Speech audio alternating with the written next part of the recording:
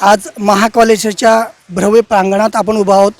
ब्रह्मकुमारी विद्यालय central colony शाखेतर्फे या ठिकाणी महाकालेश्वराचं उज्जैन येथील महाकालेश्वराचं भव्य प्रतिकात्मक प्रतिलिंग शिवलिंग या ठिकाणी उभारलेलं आहे। आणि माझ्या समवेत आशिता बहनजी ज्या विशेष ग्वालियरहून इथून आलेल्या आहेत आणि या भव्य शिवलिंगासंदर्भात आपल्याला ते माहिती सांगतील। बहनजी, आपलं खूप खूप स्वागत आहे।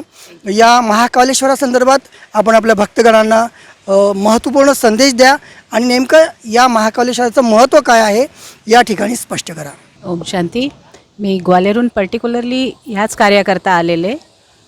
महाकाल, ज्याला कालांचा काल म्हणतात, तर जगामध्ये आम्ही जगतोय पण स्वतःला कधीसुद्धा आत्मा समजून जगत नाही।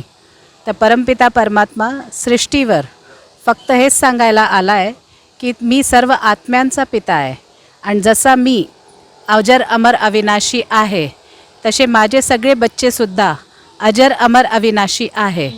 तर हे संदेश, मुख्य संदेश परमपिता परमात्मा आपल्या आत्म्या बच्चांना देऊन राहिला आहे आणि त्याच्याकरता इथेशी 12 ज्योतिर्लिंगांची स्थापना केली आहे आणि ते प्रत्येक 12 ज्योतिर्लिंगांच्या नावानुसार त्यांचा आध्यात्मिक अर्थ काय ते सुद्धा इथे लिहून ठेवलेलं आहे।